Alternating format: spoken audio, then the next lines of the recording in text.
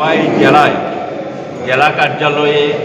আমাদের জেলা সভাপতি পিনাকি দাস চৌধুরী, আমাদের রাজ্যের মুখ্য সচেতক বিধানসভার শ্রীমতী কল্যাণী রায় মহোদয়া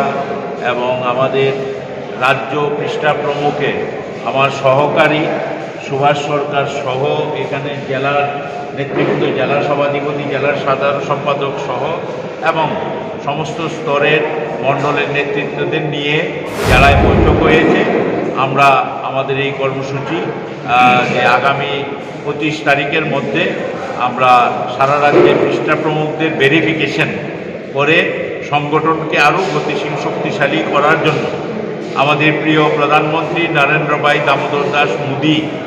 যেভাবে আমাদের দেশকে এগিয়ে নিয়ে যাচ্ছেন সারা পৃথিবীতে, এবং যেটা ভারতীয় জনতা পার্টি তার সাংগঠনিক শক্তির উপর ভর করে সারা ভারতবর্ষে আজকে